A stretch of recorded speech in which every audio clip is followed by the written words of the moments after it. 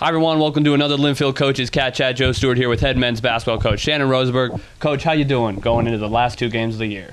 Good.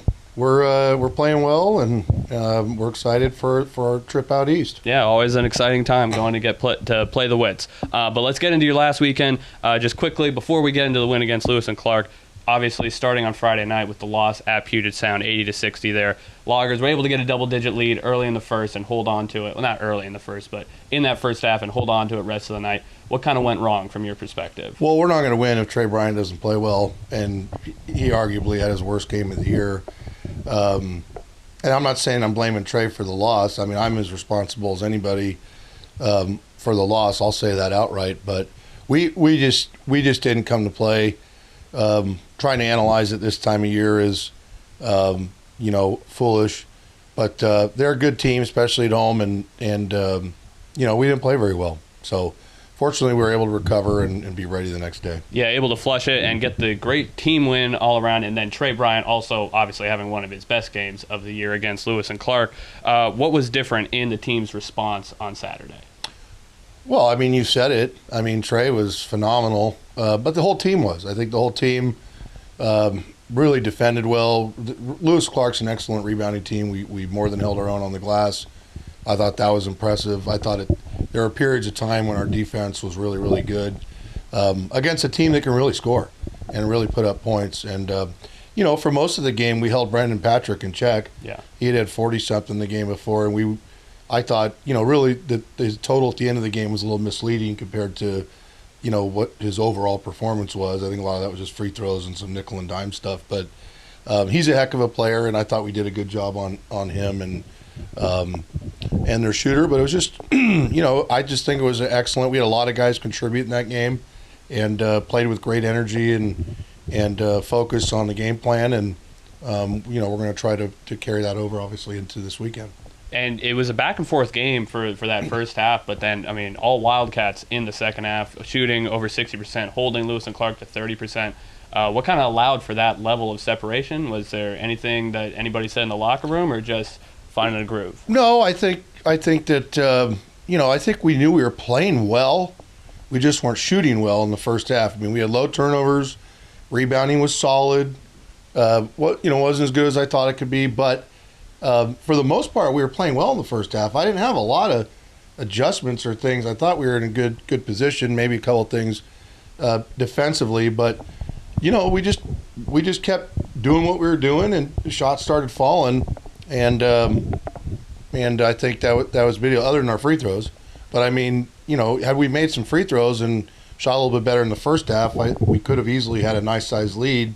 I just thought we were playing that well to be able to do that, but obviously you got to make plays and make shots, and we did that at a high level second half, and we're able to stretch the game out and be able to hold on to win. And it's always nice to get a win on senior night, as you sent the 6 seniors in this year's class off with the win in their final home game. It's Alex Jasko, Reese Gibb, Carson Bonine, Mikey Hinkle, Jack Stallard, and Jacob York. Unfortunately, Jacob has missed most of the season due to injury, but those other 5, since you put them in the starting lineup together, have kind of helped turn around the season in a lot of ways. What's that group meant to this program and how they've helped kind of right the ship this year? Yeah, I mean, I think that was a point of that last Whitworth game where we did that, and I wanted to really put responsibility on them as much as anything, and I think that's important for your seniors to feel like they have some ownership for that and some account for preparing your team and all those things, and they've done that well, and I've kind of tipped my cap to that, and I've said many times that it's not our best lineup, but it's what we're starting with, and it's had a nice effect for us. But beyond all that, those guys are tremendous. They're incredible people.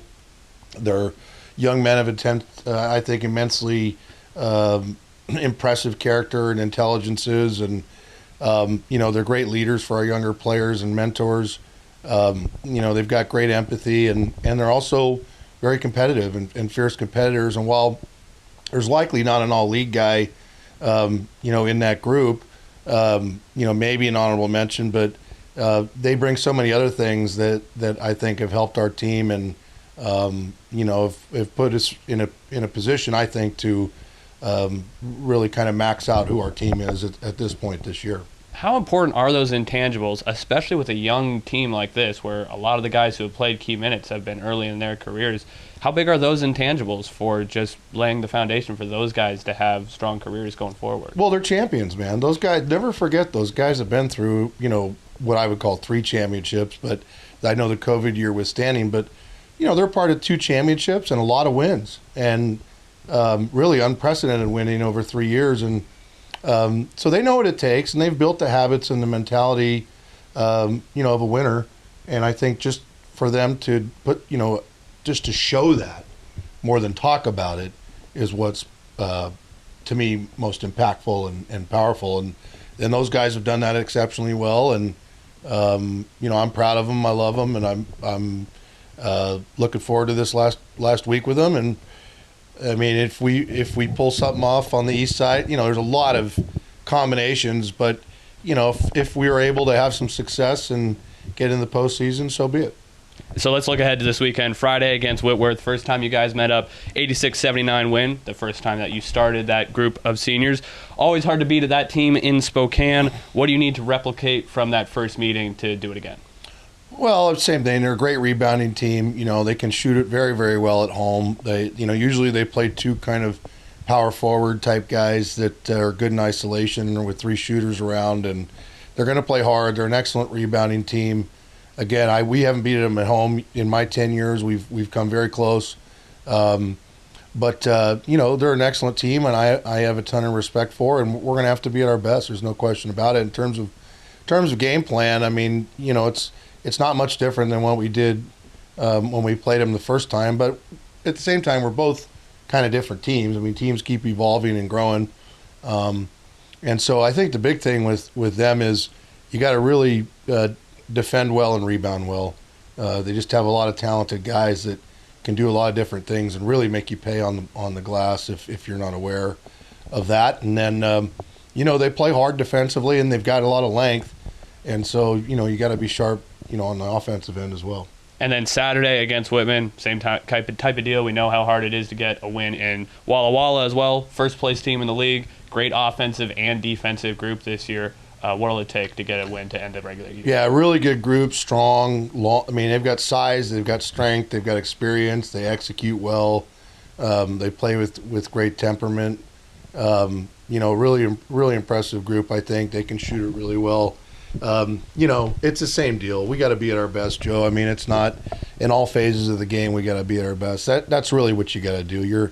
This time of year, there's not a lot of secrets. You just, you got to try to make things hard. You got to keep turnovers low, and hopefully you can do some things that give them some problems. But no matter what you do, you really have to bring a peak performance to have success, especially this year against such a good team.